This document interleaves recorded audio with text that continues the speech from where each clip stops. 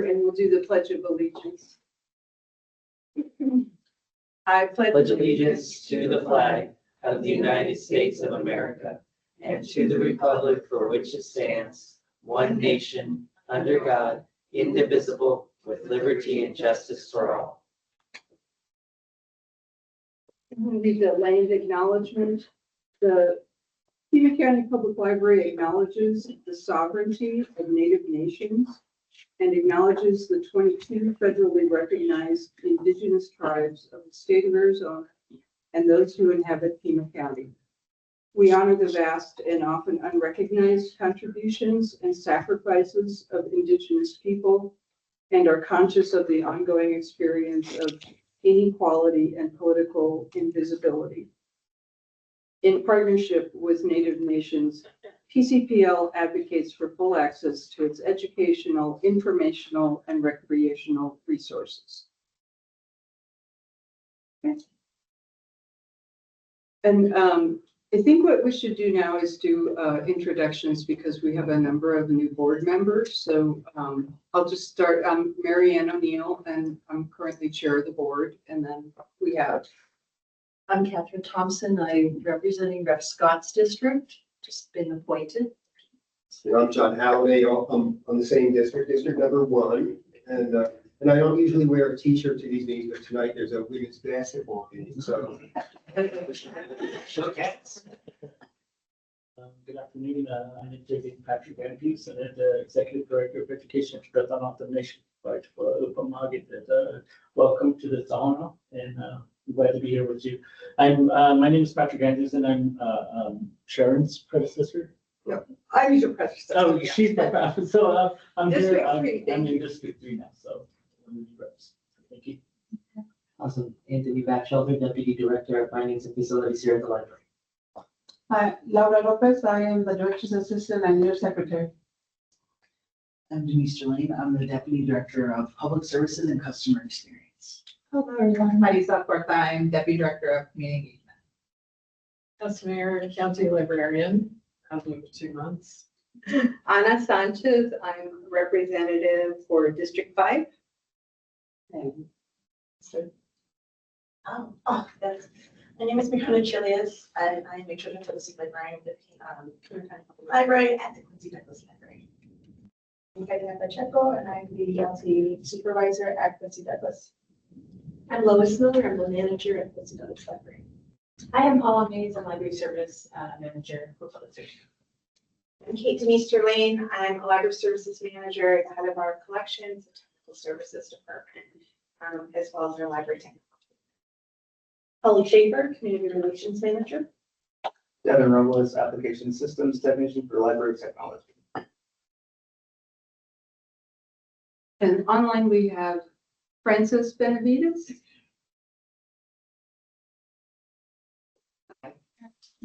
Good evening, I'm Frances Benavides, and I'm also a District 3 representative. I live in Ajo, and I work out here on the Thanaatha Nation as well. It's good to be here with everybody. Welcome. Okay, and do we have any supervisors, aides, or anyone else online who wants to say hello? Oh, can you hear me? Hi, everybody. Sorry I can't be there today. And I just wanted to say thank you, Catherine and John, for being there and representing District 1.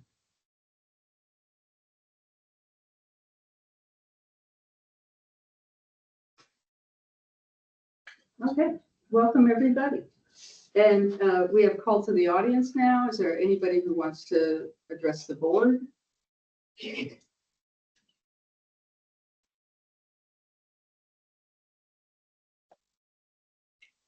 I'm not for call of the public, but I just wanted to say hello. It's Bonnie Bizzata from District 3. And I'm so delighted that we have our 2 new members joining the board today. So hello, everybody, and thanks so much.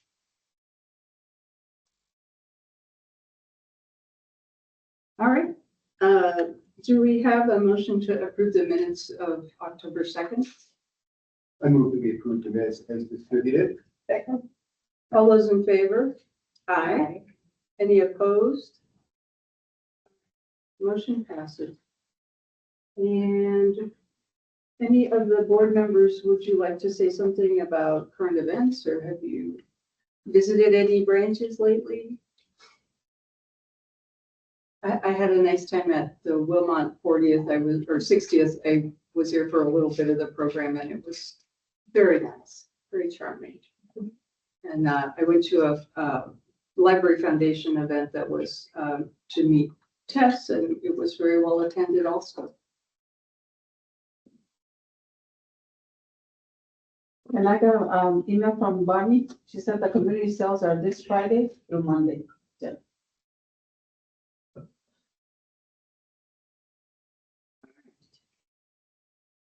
And is anyone from the Friends or the Foundation online? And if so, hi, Karen. Did you have anything you want to share? We have you on mute. You're muted, Karen. Can't hear you.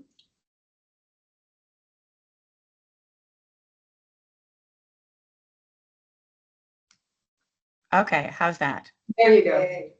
There we go. Sorry. Thank you. I was just going to say a word about the donor event that we had last week. It was really nice, and it featured Tess, and everybody present got a chance to talk to her and know her and ask her questions.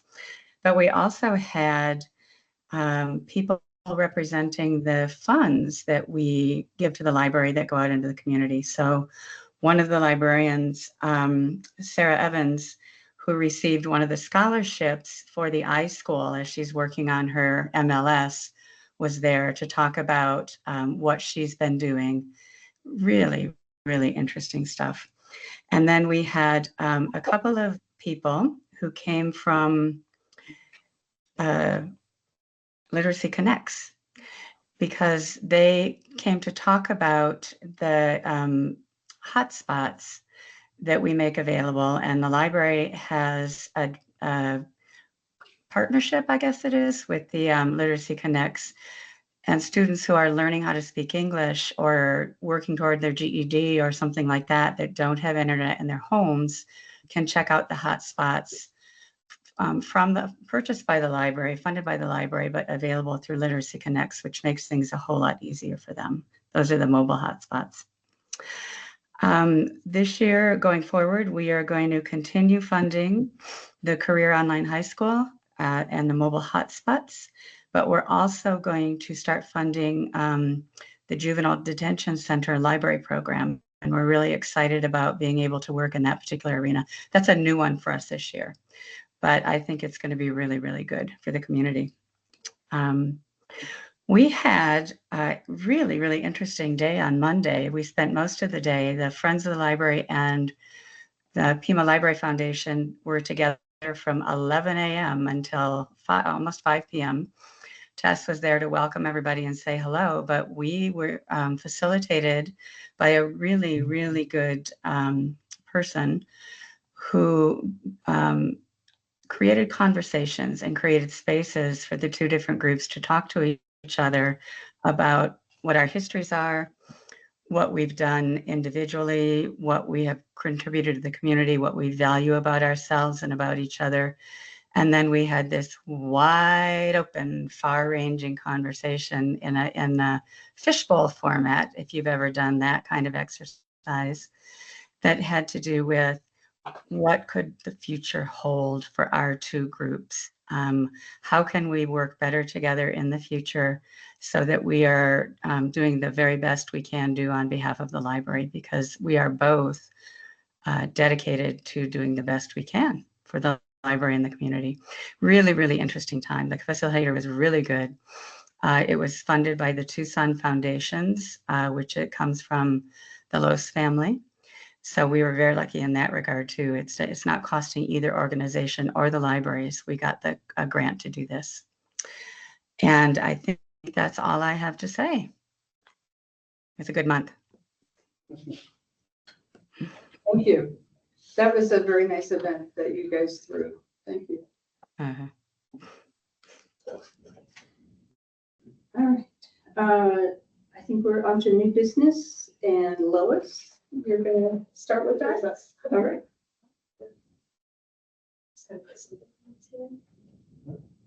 So for the flash room there. You guys want to come up? All right. So I'm Lois Miller. I'm the manager at Quincy Douglas Library, and Bree and Karina have already introduced themselves.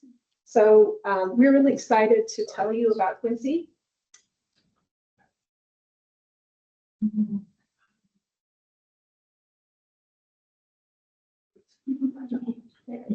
And Lisa just touched this. Yeah. Oh. All right, so we recently had our 20th anniversary celebration. So Quincy Douglas Library was built in 2005, and they had their grand opening ceremony in September, around September 26th. So people often came to the library and talked to us about how it was just a dirt lot 20 years ago, and they remember how it was built up. And we really wanted to honor Quincy Douglas herself because she's our namesake and our legacy. And so we held our event on, you can see it was a monsoon day. But it was nice to have the weather like that too, you know. And here's the flyer that the marketing department made for us. And we actually collaborated with Jerry Neely, who is the director of the Parks and Rec Center, which is right next door to us. It's also called Quincy Douglas Rec Center, and they're actually celebrating their 25th. This is Doreen Davis. She is Quincy Douglas's daughter. So she was an excellent speaker. She was one of our guest speakers. She spoke about her mother, who was known for her advocacy for the independence of homebound individuals. So Quincy Douglas was an amazing person. After she had a stroke, she realized that the community really needed free transportation service. So Doreen Davis's husband spoke about this. I guess she went down to Jim Click, and he donated 15 vans back in the day, and it became low-income free transportation service, which is now Suntran. So it goes all the way, and we had Suntran there to show one of their beautiful new vehicles, and so we honored her legacy. Yeah, and so because of her efforts, both the library and the center are named after her. And we had some other speakers. We had Dr. Michael Engs, who's a historian, and he spoke 500 years of history in 5 minutes. That's really good. We had our own Bree as the moderator. She did an excellent job. And this is Barbia Williams. She has a local dance troupe, and it was really good. She did some dances in celebration. It was a really joyous event. And afterwards, she said, "I'm just so glad we had something where we could feel happy and joyous." And this is the Sunvan vehicle. He said it was brand new. There's Mrs. Davis, and she was posing there. And one of our part-time librarians made these hearts that had significant milestones from Quincy Douglas's life on it. So people went and read what she had done for the community. Here's our staff at the event. This is Jerry, who is the director of the center. And we had snow cones, cupcakes, and you can see our staff there. They had a seed library table, and this is giving out free books. And here's me and Paula and one of our substitute librarians. And then in addition to that, Jerry organized a health fair, and we had a lot of organizations that came and tabled. This is Carl Wagner. He does the homeless resource navigation. This is PAC. They gave out free food. The Children's Museum was there, one of our Culture Pass Act 1 members, and they were giving out information about that. And this is Cordelia, who works with the mobile kitchen, and they have a mobile market at Quincy Douglas every Thursday morning where they sell very low priced produce. You can buy them with EBT and low cost.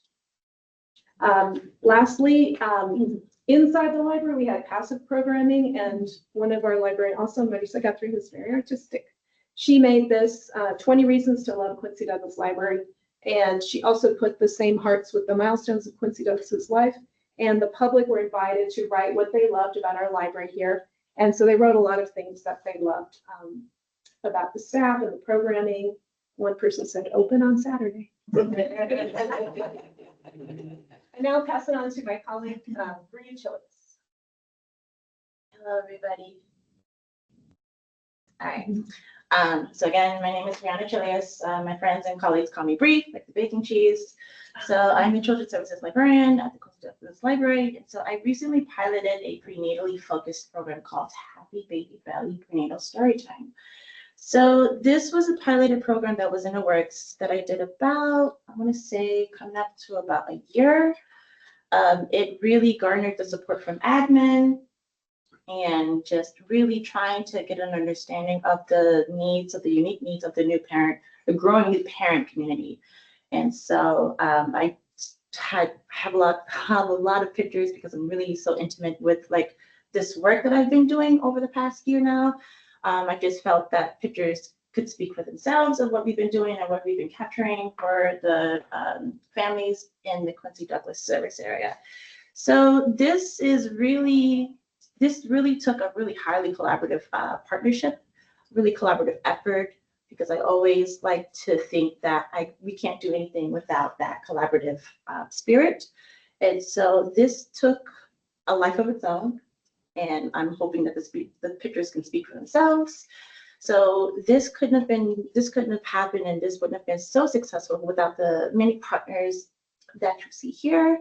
There's Matt Verbolo from First Things First, Nicole from DES, from the Division of Child Support Services, and more of the community partners in this picture right here.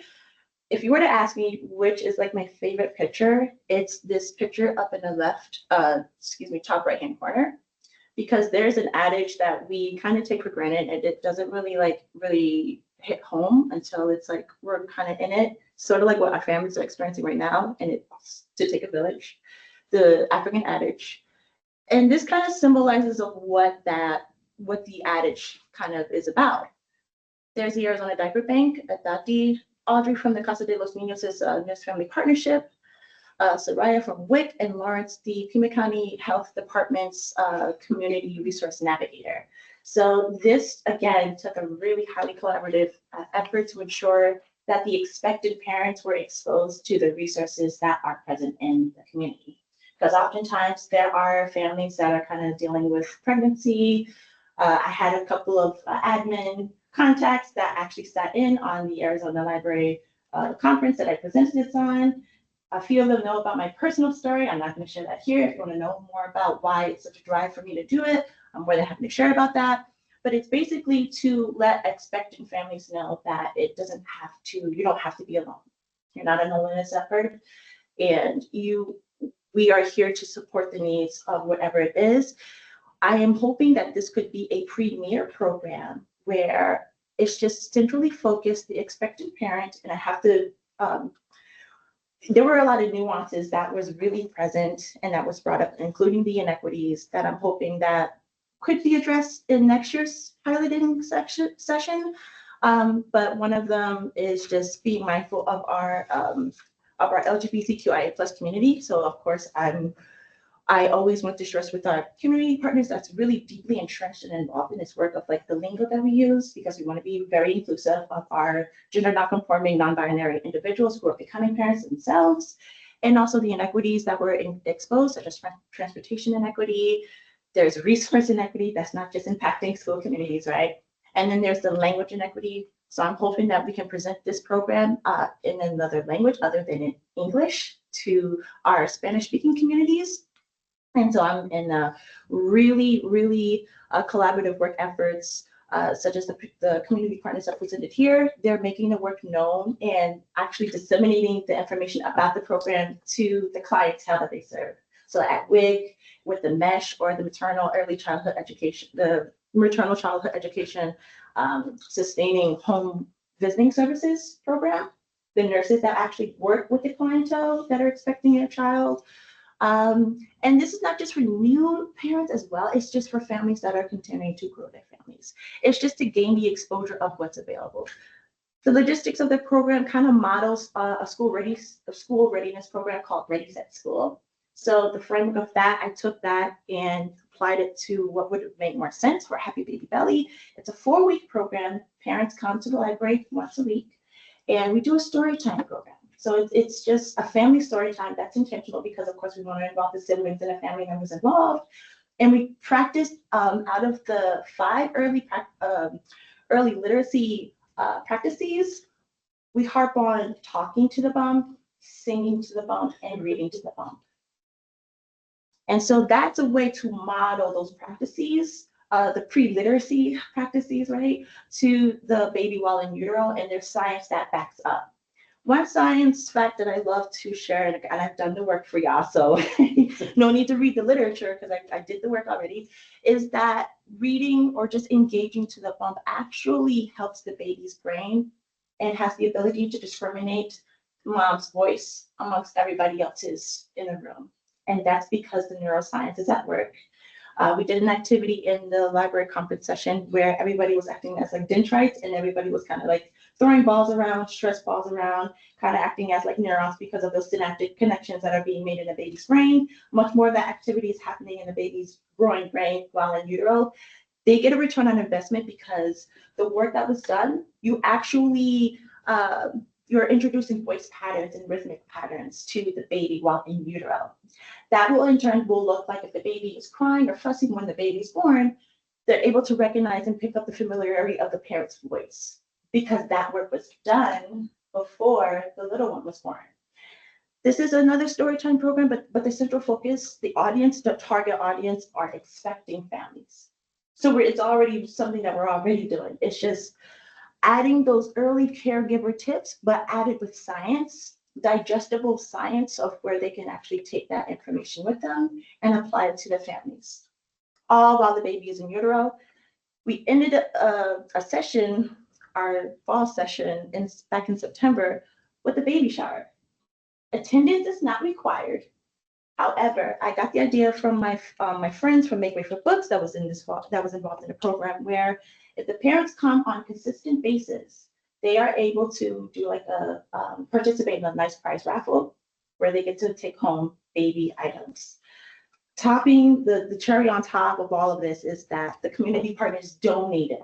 They willingly donated baby goods for the prize raffle for the baby shower. No cost to the parents. We would never ask parents to pay it for anything. This was all done and provided by what we were able to pay for by the library for the expectant parents.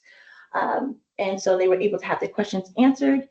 I will end my spiel with the sentiment shared by one of the parents here, Brenda, from our first session back in March of this year, is that she felt scared.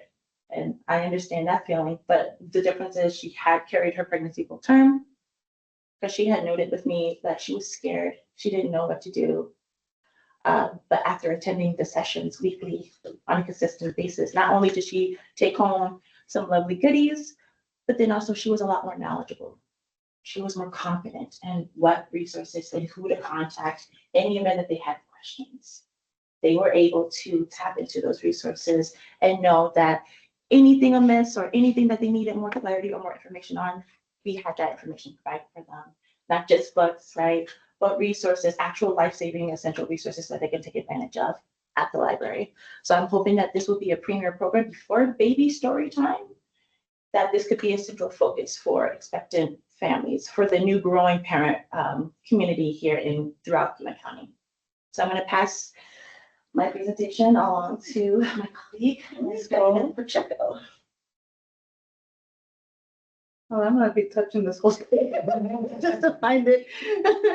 So I will be talking about the collections that Quincy Douglas holds and including the Seed Library. So we hold the Frank de la Cruz collection, which is a collection that is dedicated on the Mexican and American borderlands history, culture, and traditions. There is a lot of books that are, whether they're going to be circulating or referenced in-house.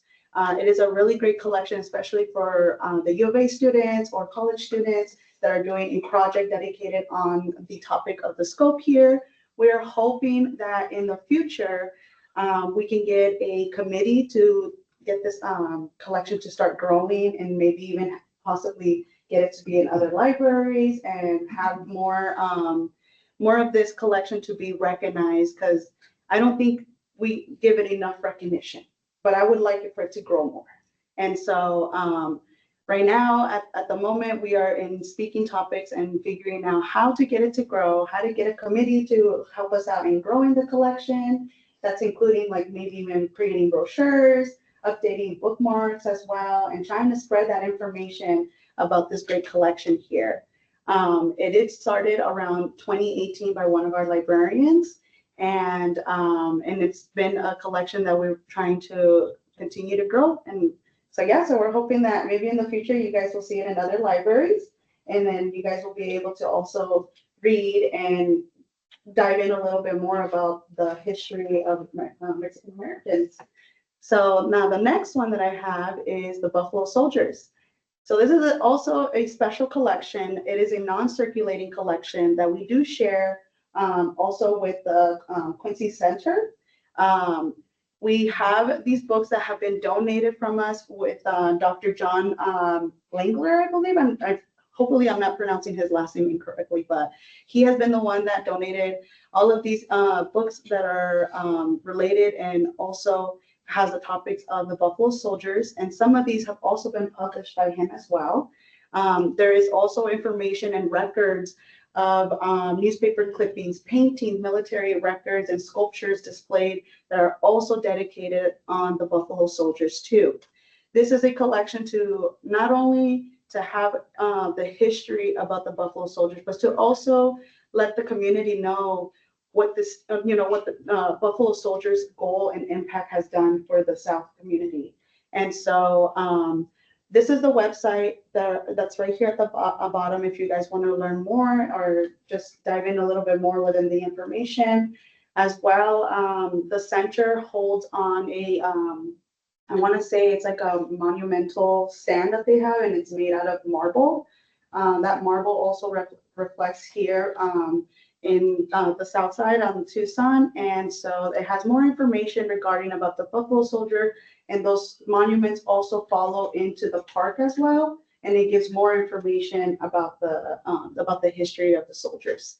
So then now the next thing we're going to talk about is the Seed Library. So this year, Quincy Douglas Library, we held a program that was dedicated on the Seed Library, and it was called the Fairy Garden Tales. So the Fairy Garden Tales program was dedicated to help the community, not only for children, but anybody of all ages that just want to learn how to grow plants, and maybe even just grow vegetation, and it could even be a flower if they want to. A lot of people are sometimes a bit fearful in trying to grow a plant or trying to even, dive into it because they're afraid to either kill it with love, kill it with a lot of water, And so, which makes sense because, Arizona is super hot, so constantly we're looking at the dirt, we're like, maybe a little water, maybe a little bit more water. And next thing you know, we're drowning it a little bit, but that's okay. Because one of the things that I wanted to teach the children, which is my biggest motto that I've always said, is gardening is very forgiving. You make a mistake and that's okay. Get another seed and try it again, and keep trying and keep trying. When I started in this program, I was not at all like dumb. I had a very hard time trying to grow plants. And so, I was very thankful to have somebody that guided me and taught me. Even my tata, he's a big green thumb. He taught me a lot of what he grew up and how he learned how to understand the plants. And so that was a little bit of what I was able to adapt and show to the kids and show to the parents. And so within our events, what we were doing is every other week we were having a program that was either dedicated on germination, dedicated on how to learn how to seed a plant depending on the size of the seed, taking home some plants with them, and then also harvesting some of the seeds or the plants that we had growing in our garden. And so one of the plants that they were able to pull out was radishes. And it was really fun for them because we had two different types of radishes. We had a breakfast one, and then we had one that was named Cherry Belle. And so the breakfast one is a little bit of a longer stem of the fruit. And then the Cherry Belle is more of like the traditional one, which is a little bit rounder.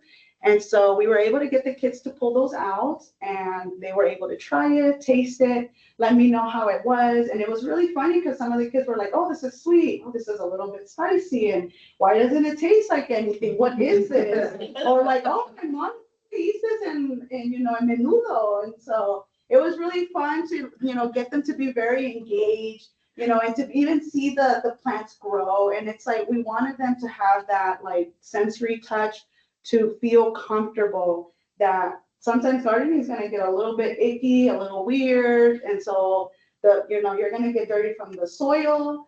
You're going to get dirty because there's going to be a bug that you're going to have to get rid of. Or sometimes your plants don't make it. And so you're going to have to just get dirty, pull it out, but start all over again. And so the program did end in July, and we're hoping that we can try to bring it back again, because it was something that the community did really love and enjoy. We were probably having about almost 50 people at every session that we had. And one of the things that I really, really loved about one of the family groups was that by the end of our program, they were like, I feel so confident to want to start growing at home. And they were confident enough to even grow at home in an apartment. And I was able to, help them out and teach them with my team on how to make them feel comfortable to start growing their own vegetation at home, including at school as well. We had some students that also grow at school. And so they were able to take some of those seeds, take it to school, or even the plant that they were able to grow, take it to school as well and get it to start growing there. And so this was something that we were really, really proud of. I was really, really happy with my team, and really, really happy too that, the community was very, they felt very comfortable and also confident to start gardening on their own. And by the end of the session, we had a little party. We did some giveaways. We did some games that were related to gardening, where we were learning about the seeds, and we were able to learn the difference between what different plants and what their names were. And then as well, we were able to just share some stories about how, how their parents or how their grandparents used to have gardens, or the different ways on how they would do propagating as well. And so I was able to also learn some stuff too from that same community. So right now, currently, these are our two bins. That we have a bin right here, and then there's like a bin right here, right behind me. And so currently we are growing cucumbers, and we are growing beets, arugula. And tell me how I randomly just started growing a sunflower. I was looking at the plant, I'm like, the leaves look different, the stem looks different, and it has a giant little butt going on. I was like, I think this is a sunflower, but then also the cucumber is growing something like similar. And so that's a very nice surprise for me, because I was wishing for a sunflower to be grown. And so I'm hoping that, I get those same kids once in a while to try to go out there and just look at the plants and try to, be a little bit more engaging, and also just to show them like how small the flower starts, and then look how the seeds start to grow into a fruit. Look how the fruit is starting to change. And so, yeah, I'm very, very, very happy, very passionate with this program. So yeah, next year, hopefully it comes back again, and you guys are definitely welcome to come by. And yeah, these are the amazing things that we all do at Quincy Douglas. So that'll be it. Thank you. Can I just ask what is in the kits in the upper right? So over here, I should have explained that, my apologies. So over here, what we were doing is I was teaching the kids one version of germination. And so the one way that we're teaching them how to do germination is with a paper towel. And so with the paper towel, you don't want it to be super wet, but you just want it to be really well damped. And so once you have it well damped, you want to fold it into like a trifold.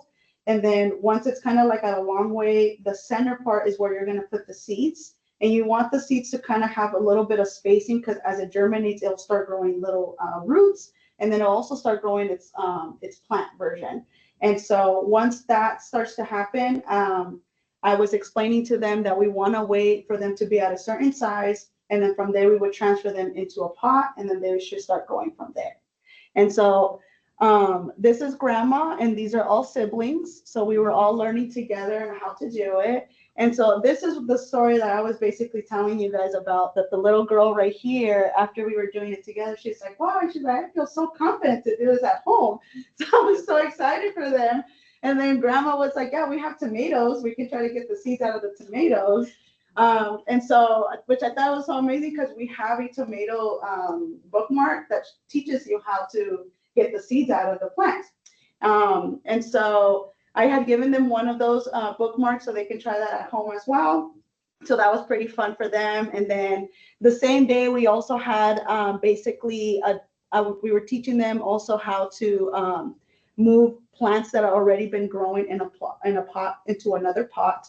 And so right here we have another patron. Her name is Shania, and she is decorating one of the planters that we had given out. And then she was going to take with her was, I believe this is thyme. And then we have right here, which is basil. And then this one is also basil, but it's a different type. I believe it was lemon. And then this one, cannot remember what this one was. But it was another plant that she was going to take with her. And so we were basically waiting for her to get her planter decorated. And then from there, we were going to teach her how to transfer it into the new pot. And then from here, it's just basically a further photo for you guys to kind of see like what we were kind of doing. And so there was a station here. We had a station over here in that corner. And then we had a station over here in this corner.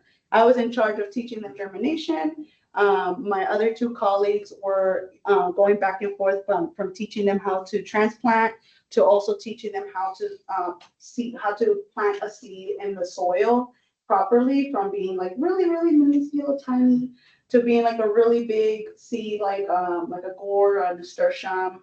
And so after we were done with that, we were also able to kind of let them throw any of the seeds that we had left over into our planters and see what was going to grow. So maybe that's where my sunflower came from.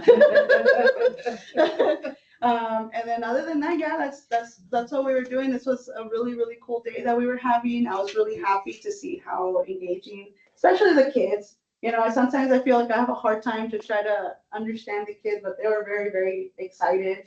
And I was really happy just to see that families were coming to want to learn how to garden with their kids. Mm-hmm. So yeah. Thank you. Thank you. Thank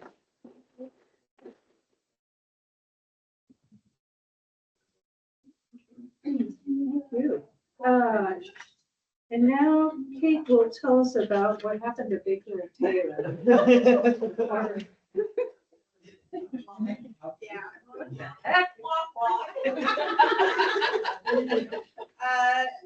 We're not quite to a place for Baker Taylor anymore.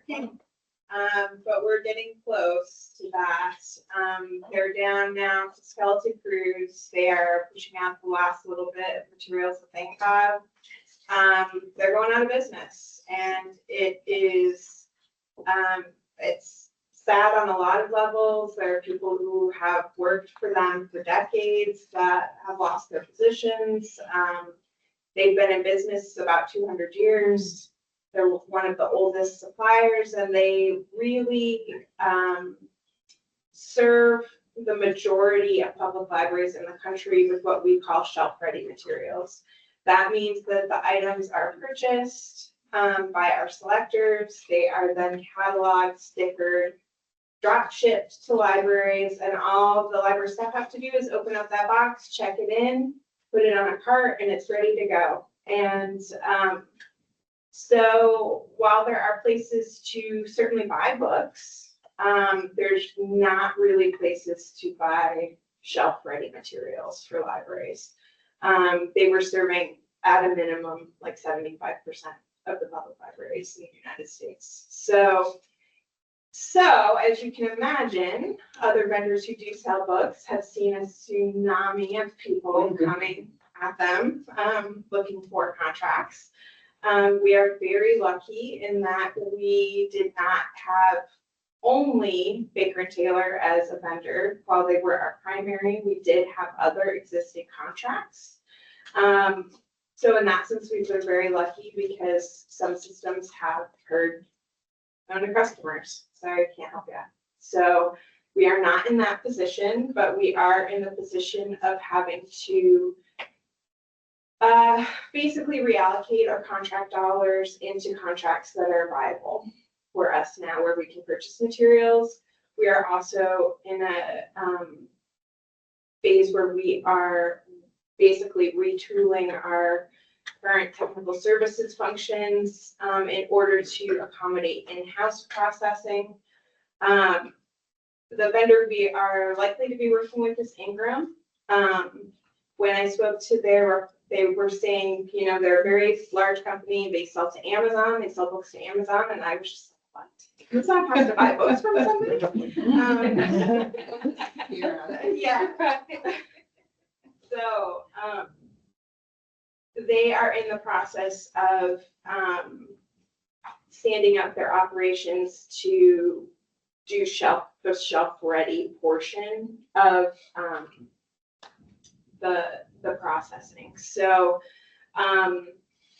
you know, there's not a lot of money in that part of it.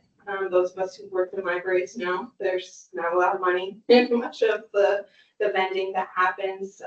So B&T was making on average like a penny or two a book on the wholesale price, and then a processing fee per item. So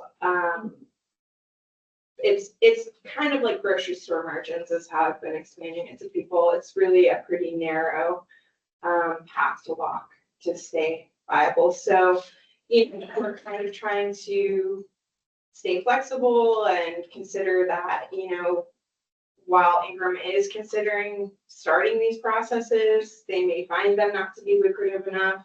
You know, we kind of don't know, but what, you know, this is the beginning of the book, right? We're at the very first chapter of all of the changes that are going to happen in this part of our industry. And it's hard to know. We'll see them unfold over the next probably year to 5 years. So that's where we're at. It's been quite a little seismic shift, the quietest seismic shift you never heard of. So, yeah. I just really want to acknowledge Kate and the rest of the staff who are responsible for purchasing materials and processing them and getting them ready. People have just been so flexible in terms of having to figure out what to do literally on the fly. There's just been a lot of uncertainty in terms of what stuff is actually going to come in from Baker and Taylor. What are we going to have to buy and make up for it? And then all of the stuff with the processing and trying to figure out how to make these books available to people. People have just been so flexible and hardworking, and I really want to acknowledge Kate and her team. And Marisa, did you want to add anything?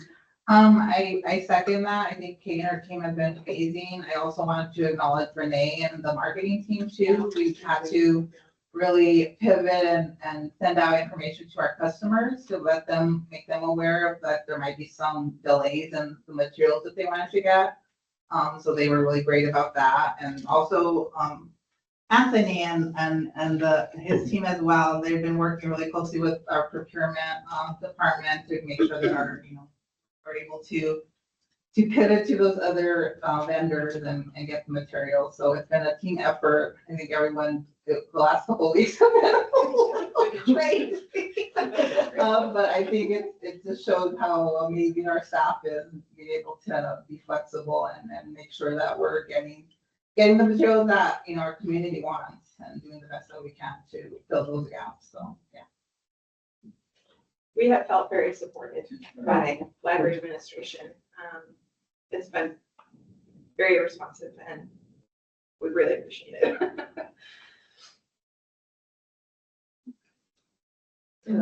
Just have to wait and see what shakes out. Yeah. Thank you. All right, downtown library update.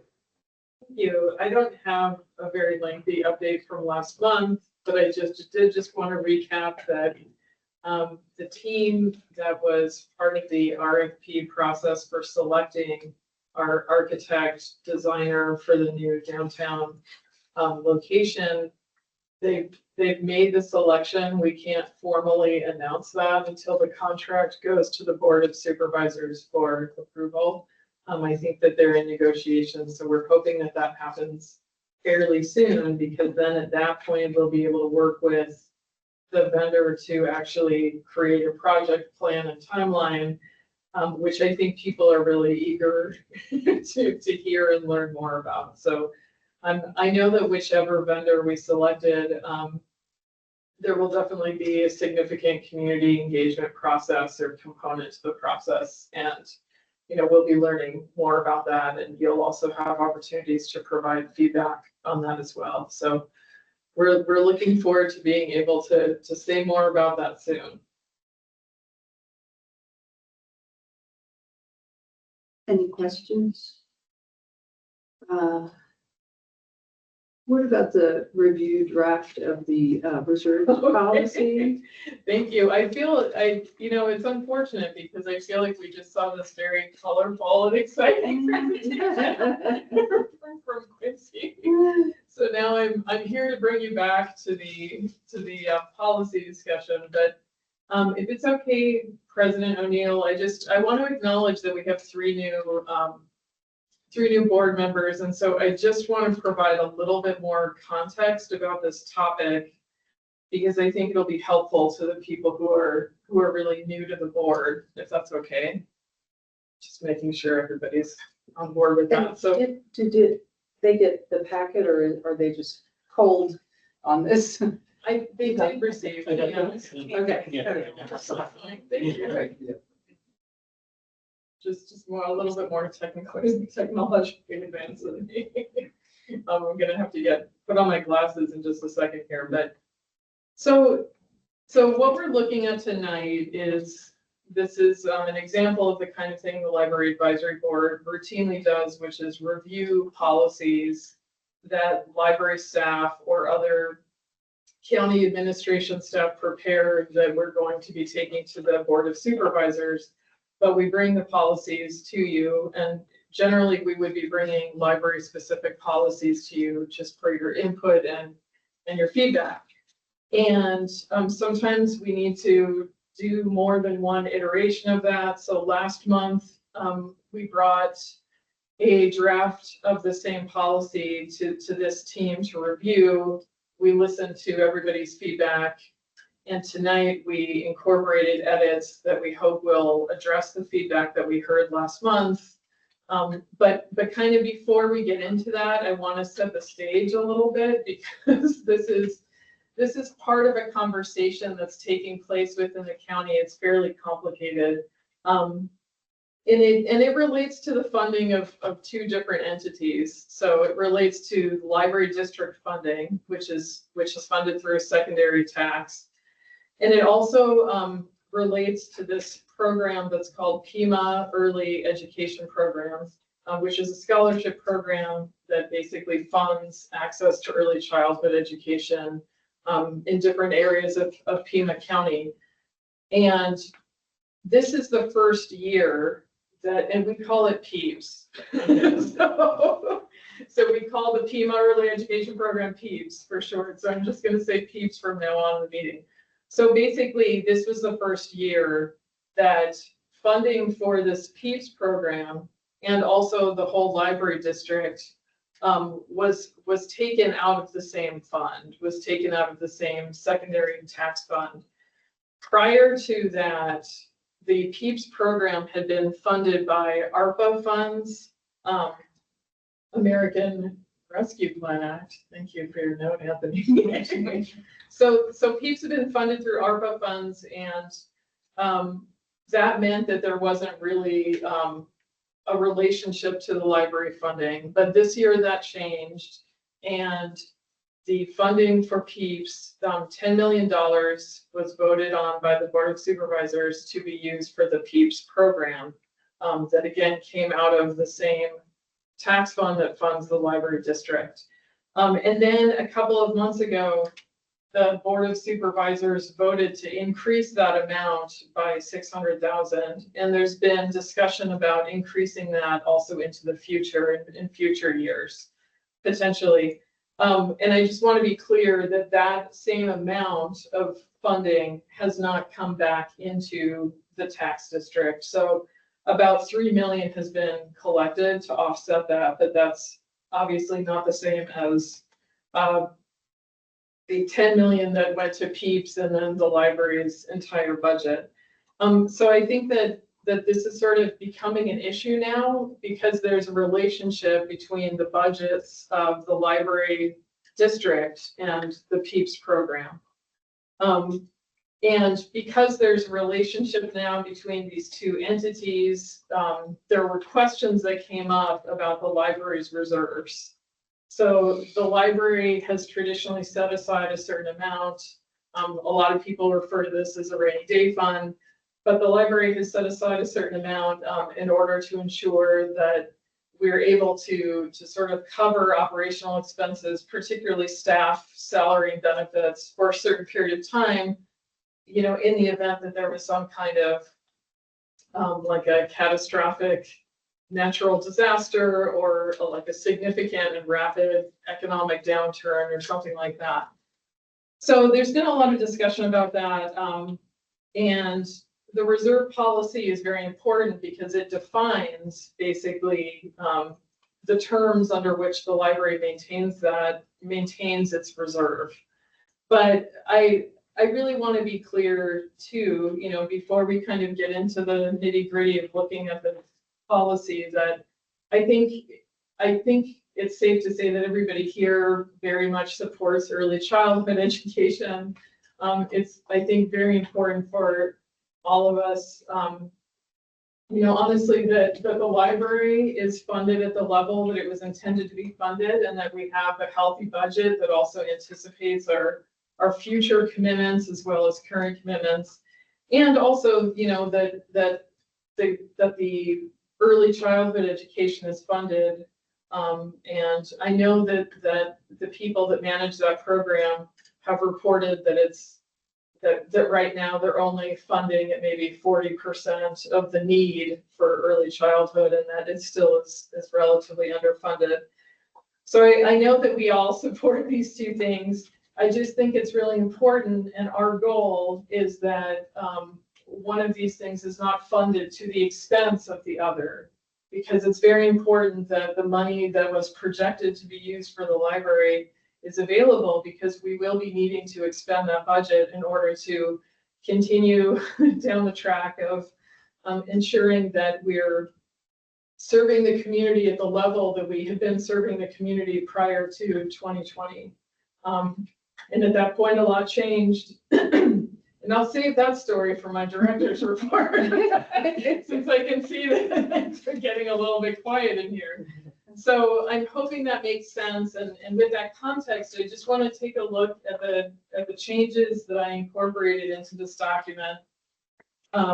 There's really just two things I want to call out here.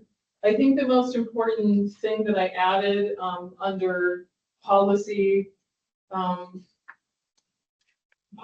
A, and this is item D, under use of the reserves.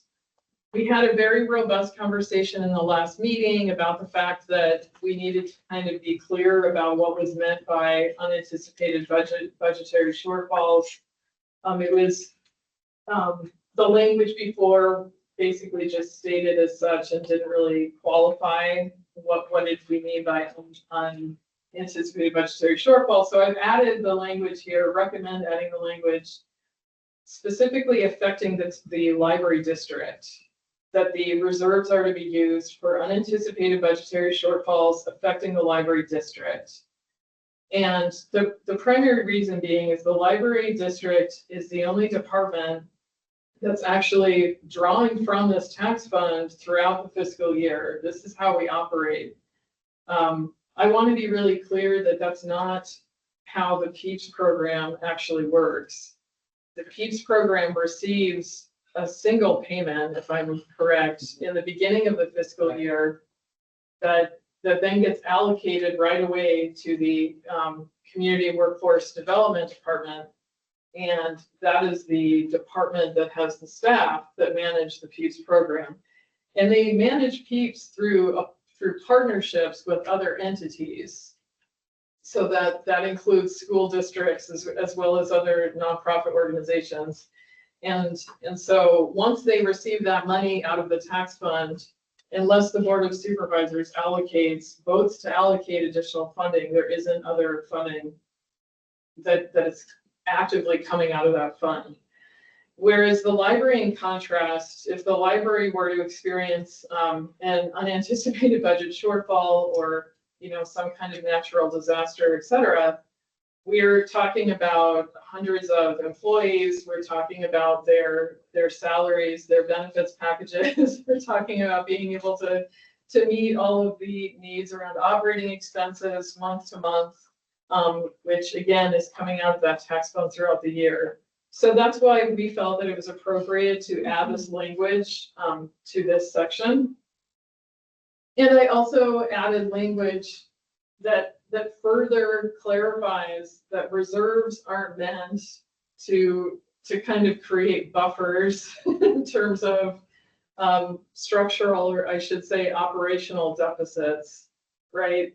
Because if a department or a group of programs funded by or managed by the county, if there are operational deficits that can be anticipated, it means that there has to be some sort of budgetary adjustment. We don't look to reserves to sort of create protection against that. So I added language because I wanted to be clear about that. The only other change that I had recommended adding was under background. I added language that relates to how the library district and PEEPs are funded, and the fact that changes in funding have to be authorized by a vote of the Board of Supervisors. Also, the county administration through a particular policy are able to do some adjustments of lower dollar amounts. And I just wanted to call this out to be really clear that this reserve policy doesn't automatically authorize anything. Anytime, let's say the library had to draw upon a reserve or draw upon its reserves, it would still have to go to a vote of the Board of Supervisors. But they would be having to uphold the policy in the application were it to come to a vote, if that makes sense. So I felt like it was important to add that because during our discussion the last time, I felt like it was a little bit too ambiguous, and it made it sound like maybe the fact of a reserve policy means that this money can just come out of the reserves, and it can't without a vote of the board. So I just wanted to say that explicitly. So I think I'll conclude there and open it up to questions. I know that was not as exciting as the Quincy presentation. Yeah, so the Board of Supervisors voted to move $10 million from the library budget and possibly adding another 600,000 for PEEPs. Is it PEEPs or PEEPs? What percentage of the total library budget does that impact? What percent budget is that? I don't know your budget. No, I appreciate your question. Library budget. What is the total library budget for you? It's close to 18%, but it's not out of our budget. It's out of our fund. So they're not taking from our budget per se. So I just a point of clarification on the terminology. So we have a fund, as Tess said, we make our budget and we draw from that fund.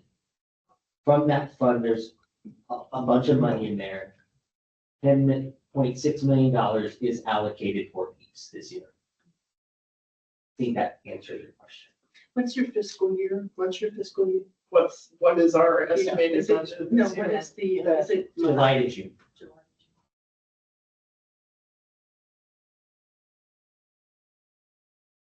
Yeah, I think Tess did a really good job of explaining how the library's budget and PEEPs compared to or related to the overall funding of the library district funding. When the state set up the library districts in Arizona, they said here, of course, for libraries. They also said for totally literacy related programs. So I guess it was in the last few years, the supervisors decided they would like to use the library district fund, not the library budget, but the library district fund to partially support PEEPs, which is perfectly legal. And as you said, Tess, we all support PEEPs. So it's not really coming out of the library budget. It was 19. in 2020, 2019, there was a law that was changed that allowed them. Statute state change, yeah. Statute changed to allow them to fund early education programs. And isn't also workforce development? I don't know the exact language It of it. expanded the definition. Correct. It was Chuck Huckleberry and a host of business groups. I don't know everybody involved, but they lobbied for this at the state level to make that happen. First things first, lobby for it. So. But they really did a great job of describing how this all works bureaucratically. And the supervisors have already seen this. No, Oh. thank you for asking. Okay. So after hearing your feedback last month, we made the edits that I just described, and, I wanted to hear your feedback again. And at that point, we will be bringing it forward to the supervisors. Likely in the next several months, I would be letting you know more specifically around the timing. I like the wording. Yeah. I like the way it's read. Yeah, I mean, we just wanted to call attention to the issues we saw. And if you're comfortable with, how it's been edited, I'm fine with it. I just wanted to make sure that we all understood the issues. And so, Thank you. yeah. And I think one thing that I still would like to see is that not just annually, but maybe biannually, we run this by the advisory board. Yes, forgive me because That's you were okay. really clear about that. But when you say this, you mean Well, just it's these the steps? language about how often the board looks at it is Is annually, and I feel like maybe biannual would be better, or twice annually. Under ongoing monitoring and compliance, the very last sentence. Got it. Every So- 2 years or every so- 6 months. I mean, every 6 months, That's twice semi-annual, annual, right? semi. Yes, we'll definitely make that change before submitting. Thank you for reminding us of that.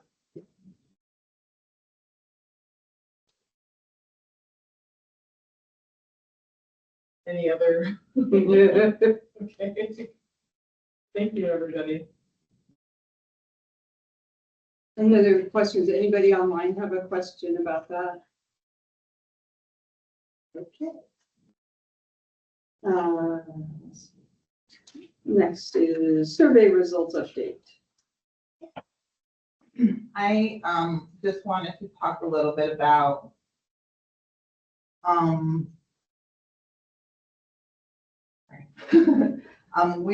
we'll be planning to do a more formal presentation, so that'll be Renee and I to the board next month. So it'll be more information about some of the interesting data points that came out of that. The consultant that we worked with previously for the paper and online survey, what they did was aggregate a lot of those data points. They didn't analyze them. We're working with a new consultant that's doing a different type of community engagement process, but they'll also be like looking at those data points as well as part of their work. So our presentation next month will basically be some interesting things that came out of that initial survey, what we'll be doing with this new consultant. We'll talk more about her. Right now, we're going through contractual work right now. And so once I think that by the time we can get around to our next month meeting, everything will be in place and we'll be able to, talk about her work and then just what she'll be doing with our LSTA grant funding. And then also how that plays into this larger strategic planning process that will be going. So it'll be much more comprehensive information. I just wanted to give you all a heads up that that'll be coming next month. I think it would be good just to circle back to the public and say, thank you for participating. Here's some preliminary results. Yeah, I think we can also make sure that we communicate some of that, what we're sharing with you all to the public too. Yeah. Thank you. Anybody have questions on that?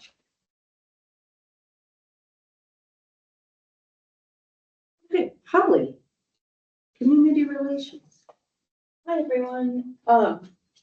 I have no policies to review. I don't have any pictures, but I do have a story. It's short, 2 paragraphs. I just wrapped up all of my articles for this year's annual report, which, as many of you know, is my near and dear to my heart. I share stories of customers' experiences at our libraries, and I collect them a variety of ways. Sometimes they are posts on social media where I reach out to the person and say, can you share this? Sometimes colleagues at branches will say, I have this customer who has a story. I will go meet them and talk to them, develop very deep relationships with many customers over the years. It's really incredible. But so this one came to us from Instagram. This gorgeous statue, the Tree of Knowledge, in front of Oro Valley Public Library. Years ago, I was a freshly single mom. I had to shoo my toddler away from climbing on it every time we visited, which was a lot. I was unemployed, I was scared, and the library became our second home. We needed something to do, so in the mornings we'd go to the library. They had story time most days, and when they didn't, there was always the children's room. We'd stay and play until it was time for a nap. The library kept me sane and gave us a daily routine I could afford. Now my baby is nearly a teen. I have a good job, a wonderful partner, and the library is now our weekend thing. It's so nice to tell my child she can check out the book she desires. The library has probably saved me a gazillion dollars, and more than that, I'm forever grateful to libraries everywhere for being a place anyone can go. So. Oh, turn up, but yeah, so the annual report is all of my articles have been submitted. They're in the very capable and talented hands of Carolina, so that will be coming out likely early January, and of course everyone will get copies. So, any questions for me? I just have a comment. I always appreciate your monthly reports, and I think you talked about this in the past, but the open rates for the Savannah emails are so impressive. Yeah. That's where they're like 50% up to 80, and I think you said the industry standard for like 24%. We looked at it recently because the previous stat was from, I think, like 2018. So we looked at it, we found from 2023, it's about 27%. I believe 24 or 27%. So our open rates, I would say the lowest is 50, but they go up to the Seed Library has hit over 100 a couple times, meaning people are going back and re-looking. So the open rates are really incredible. People who get the emails really are interested enough to open them and read them. So and I love writing them. So what do you attribute that to? Because it's a huge success. Yeah. Other library systems that I work with, it's the rate is. I think it's the variety of content that we've been very strategic in. We target the different clusters, which is based on customers' activity. So they're getting the content that they want. If you're primarily checking out children's materials, you're not seeing information about, craft classes, for example. So you're getting what you want. That's the first thing. And then the second thing is the diversity of our work and our programming, especially in regards to the affinity teams. So people want to see that in a very succinct way where they can access the information, be aware of events and books in those different areas. Seems like, it seems like there's always an action item in there. That you can we've some place to go further to we definitely try to do that. So thank you. Step. I don't have anything to add as far as the report. What I just wanted to highlight was that you may have noticed this month we have reports from each of our affinity teams. And so I think we really wanted to make sure that we highlighted the work that they're doing, amazing outreach and programs that they're all doing. So that will be something that will be happening for your monthly reports going forward. Before we used to do them quarterly, but I think they are doing so much work. Yeah, it's very impressive. I think it was great to highlight, and that's something that you'll have going forward monthly. And then I think on top of that too, we do plan to have each of our affinity teams present to each of you. It'll take a while because we have a few of them, but we'll make sure to, plan that and get them on the agendas for upcoming months so that some of our team members can come and Yeah, talk and about the work. That would be great for Yeah. a new board. For sure. Well, thank you. Yeah. Kim. Right, not too much to report. We had another quarterly, workshop with managers that went well. We got an opportunity to talk a little bit about Lindy's new position, which I congratulated her on. And, so I thought I think it was pretty effective, to explain kind of like in percentages. I've gotten some feedback that people like to hear how much of a percentage of her job will be doing this and this and this. So, she's going to be overseeing, as we said, safety, security, some of our social services working groups, and then also our new training and education coordinator. So about half of her work is going to focus on safety and security. She'll be doing our facilities emergency action plans along with Charlotte from Anthony's team. They'll work together on that, but we're working on adding security components to that in addition to just emergency, which I think will be great. She's also essentially, much like Kate does with collection development and technical services, works in a consulting role with public-facing public services folks in the area of safety and security. So she liaises with John Stuckey, who is our security person for the county. She helps with she'll be helping with issues with guards that John also helps with that with our guard contract. We also have a few libraries that use off-duty TPD. And so she'll be overseeing that as well. And she works in a consulting role, kind of on acute issues of safety and security that are escalated. She worked with the LSM and the branch manager and herself, and she's already been doing that work, and I think that'll be great. She's also the admin liaison for our vulnerable populations team, library restorative practices for youth, and the trauma informed care team. And so she'll continue to do that. That makes up about 30% of her work, is helping move those initiatives forwards, and then supervising our first ever training and education coordinator position.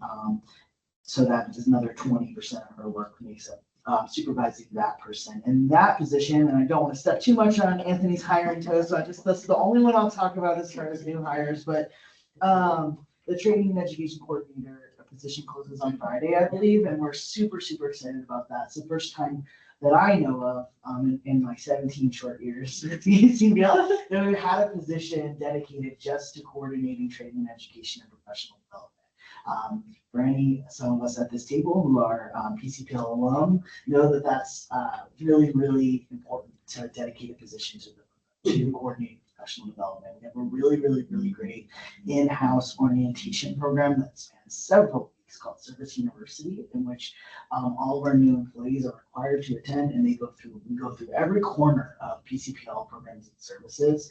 And that person is going to work with the staff learning and development team, who's been spearheading that work for a long time, and a lot of other professional development team. Lois is the lead of that team, actually, from Quincy Douglas. So they're going to work with them, and then also work with the public services, library services managers, and my team to do any other professional development opportunities. So it's quite a lot of work, but we're really, really excited for that person to get on board. And most of that work's been coordinated by, it's been like an extra part of a lot of different people's jobs over the years.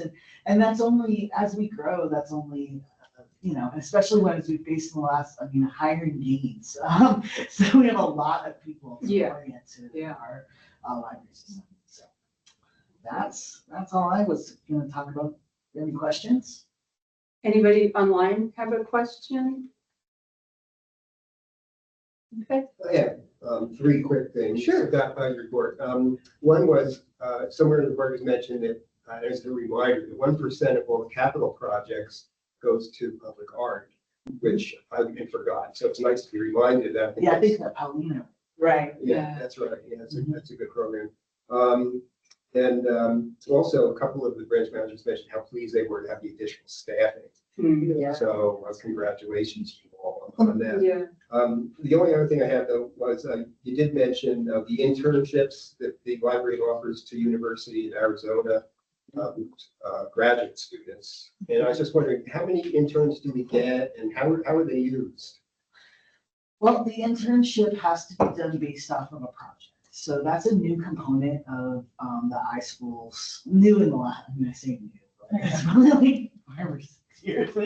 But I passed it a little while ago. It's newish, and so it has to be project driven. I don't have the numbers right now. We're transitioning from Ken overseeing it over to Paula. Do you know how many Knowledge River?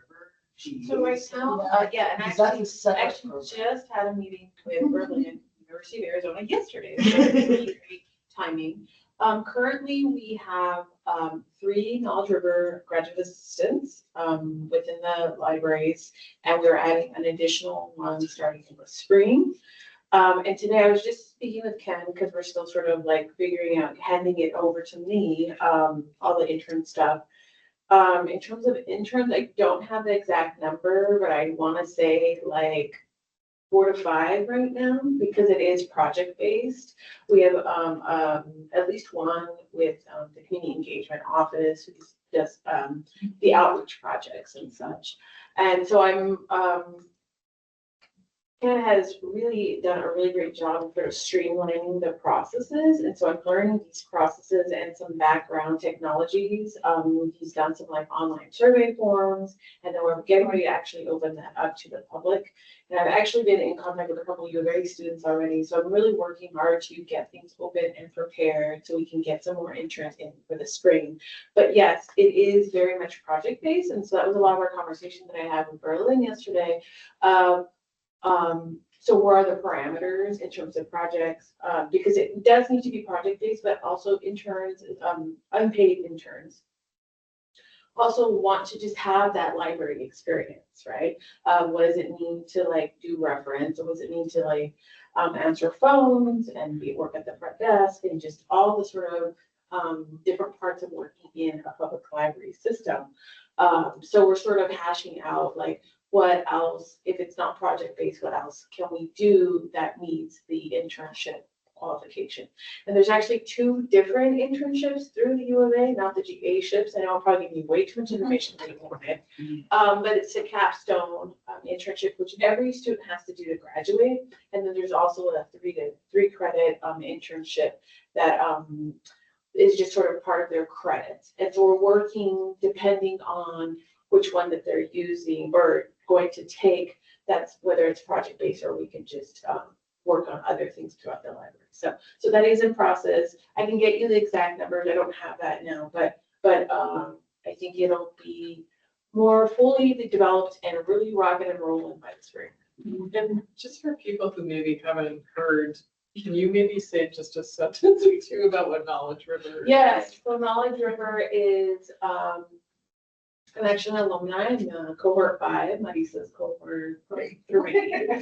It is a cohort scholarship experiential program through the graduate school at the University of Arizona, specifically for folks, for Latinx and indigenous folks, but also any folks who really want to work and support those communities, indigenous and Latin folks within community public libraries, or all libraries actually. And it's just really a support program to help folks get through college, the graduate program, but also to sort of understand ways of knowing, ways of being, within those communities to be able to work and to support those communities. Anything else that you want to add on that? We've got a wonderful partnership where we've, for many, many years now, where we receive graduate assistantships, and they've been. We have a lot of our most fruitful programs have been from that graduate assistantships, and we have many, many alumni staff. But I think we have the most alumni in our administration right now. Yes. I mean, I think we've ever had, yeah. Berlin, we were just talking about the program. 3 of us, 4 of us. Well, thank you. That's great information. I didn't know that all. Thanks. And any other questions for M? All right, Anthony. So, as Em talked about, we're We're doing a lot of hiring right now. We have 10 PCNs that are being recruited that are set to close within the next week. Some of them close tomorrow. Wow. We have 4 PCNs that are in the interview offer phase. And then 11 more that 9 of 11 have made an acceptance. 2 more we hope to have done by the end of this week for part-time LTAs. That's 25 of our 34 full-time position vacancies that we have left. So our vacancies are dwindling fast. We have a really good vacancy rate. I think we touched on it a little bit last month, but there was another report that came out. I think last month we were above 10%. This month we're at 10.6% vacancy. The county's at 10.4. So continuing to be in line with the county. But probably by the end of this month with this hiring, we might be below that average. So we are on that strategic path that we've kind of been talking about for a long time. And we are continuing forward on that path. A lot of strategy and talks going on about PCNs and staffing, and so we're pushing forward. Other than that, I don't have much else, other than it's budget season. For me. And they assigned a new analyst to the library, right? A new budget analyst? Yeah. It might have gotten switched up. I don't interact with the budget analyst a whole lot. I interact with the, so finance has 2 groups that we work with. Budget really just controls they give us, here's what you can spend, and then I don't see them for a long time. They manage all of our PCN transactions a lot on the back end. The analyst we deal with is Monica Smith through the group called Departmental Analysis. She's the one that does a lot of the analytics on our numbers. We do forecast meetings with her. She was my peer when I started in the county, so it's it's nice to work with her because she knows that I know, and I know that she knows. She's really smart and she's great. And she goes, you probably shouldn't do that this way. Like maybe we should go this way. And so we have a fun back and forth. But she's great. She's been a great partner. Any questions for Anthony? Yes. I had a couple of questions. Yes. Just being new to this. Yes. And hearing all the great work that's being done, what's the, I guess, overall budget for the Pima County Public Libraries? I had the paper, and I think it's about $57 million just for operations. And what total operations? That's personnel, and supplies, all that stuff. And it's close to a 50-50 split. And how much of that comes from tax dollars as well as, because I'm looking at some of the stuff in the report that looks like you guys also have contributions from friends, groups, and different organizations. Yeah, so our property tax revenue funds the majority of our operation. It falls within one fund, 20,230. We do have a separate fund that that houses all our money from the donations that we get from the foundation and from the Friends group. That's 20,231. So they're separated, but that's rolls up together. The revenue that we bring in from property tax is about $67 million. Yeah, but 67 million, operational 57 million, and if we're giving 10 million away, that's already equating. Yeah, I just wanted to get a better idea, because I'm hearing a lot of programming going on. Yeah. That's great. Yeah. Okay. That's great. That's a great question. Thank you. Good. Thank you. Yeah. Do you have any more? No. Oh, that's just making me think now. Yeah, sure. But yeah. It's a big number. Very big. Very big. I had a quick question about, you mentioned in your report, the Strategic Community Engagement Project, and you had the timeline in there. And I appreciate seeing it. It was the different phases of the project. Oh, yeah. Beth. Yeah.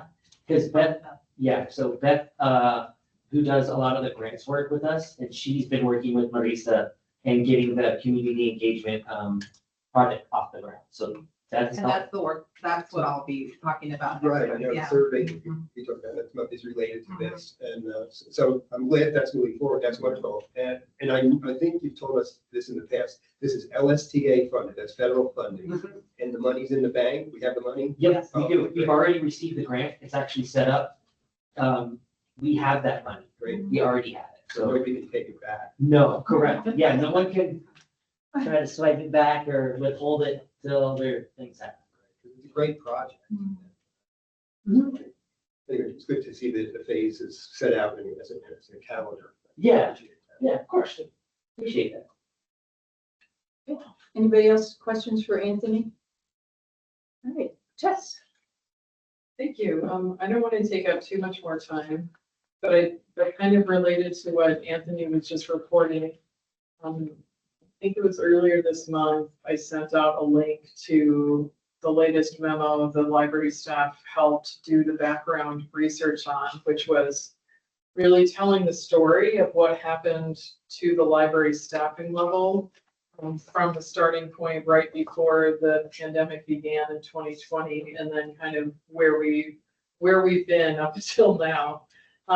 And without going into a lot of the specifics, and for the new board members, I can forward you this link as well, because I think it's very important background information in terms of understanding what happened. The library didn't just have a very high vacancy rate, we really lost positions. And we lost positions due to, in part, a policy that had been instituted by the county administration that relates to only being able to maintain vacant positions on the books for so long. And so we kind of got into a cycle where we were not able to actively recruit, and then we lost more positions, et cetera. So I'm happy to say that we're in a much different place, as you were just describing. And most of this change has happened in the past year. So really prior to that, we were still really continuing to struggle in terms of hiring and improving our staffing levels. But that said, I think it's important to note that we still have more work to do in terms of restoring service levels of the community that the community had before 2020. And it's very interesting because we just received actually a comment today through our website, someone just saying, why do you have such limited operating hours? You know, you have limited access to the public right now. And so I just wanted to mention that we will be putting forward another request for additional positions to the county administration. One of the things that's interesting about the library's budget is, so we're funded obviously through this secondary tax fund. And we actually do have enough money for these jobs, for these positions, but we do need authorization from the county to be able to fill the positions. And so we'll be putting forward another request soon. And that will include the positions that we need to open the Mission branch library, which is still on track to open in spring of 2026. And I mentioned that we've been working with some of the staff internally to try to determine where to add back some hours. So we're looking at predominantly agencies that are already, I'm trying to think, 6-day agencies, 5-day agencies. Some of our larger libraries, we're trying to add back strategically some Saturdays and some Mondays at some locations, and we're in the process of determining which sites. And then we'll be able to incorporate that staffing configuration into this request. So I just wanted to provide you an update with where we were on that, and I'll let you know when we're doing that. And I also just wanted to acknowledge the really amazing work of all of the public services staff and all of the administrative staff. I just want to recognize Laura and Devin, who are, they've been dealing with a lot of technology issues the past couple of days. And I'm really grateful for the fact that you were able to get the meeting up and running. And Laura, of course, was doing a lot of behind the scenes work to make that happen, also communicating with all of our new board members. So thank you for that. I think I had the opportunity to attend a couple of really beautiful programs, very different from each other over the past couple of weeks.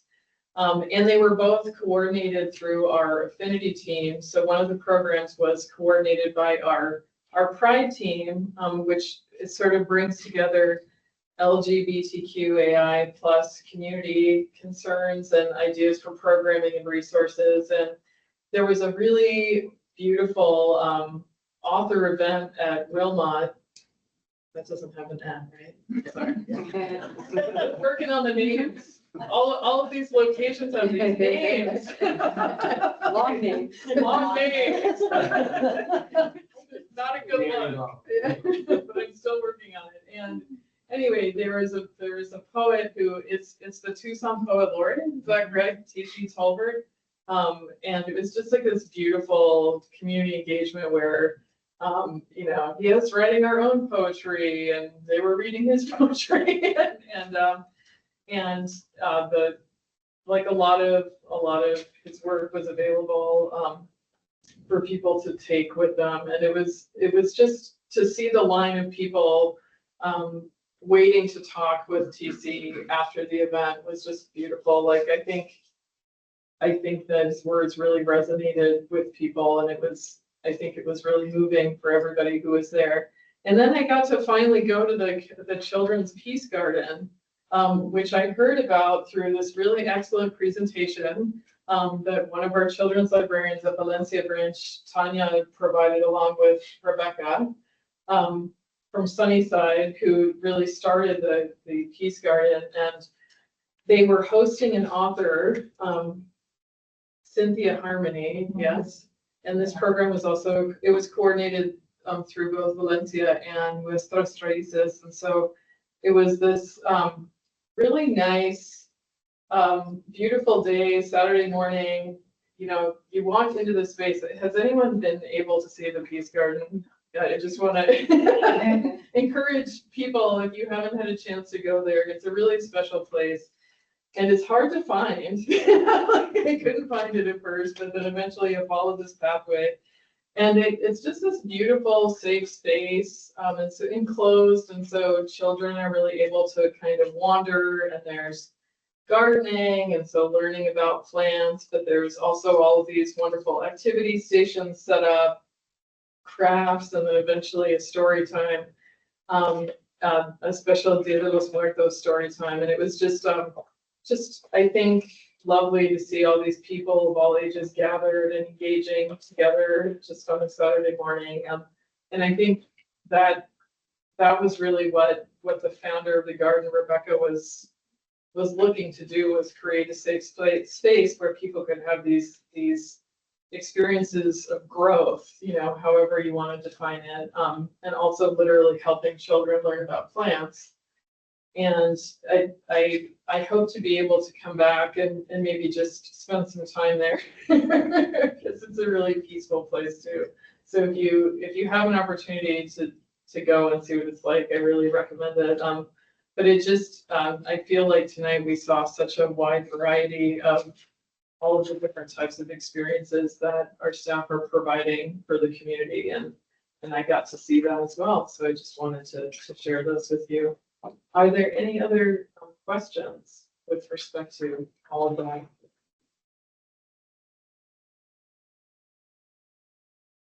Anybody online have questions? Thank you, Tess. Any other issues? All right, I think we'll have a motion to adjourn. I move that we adjourn. All those in favor? Aye. Any opposed? We're adjourned. Thank you. Thank you, and welcome to all the new Yeah. board members. We're so happy to have you.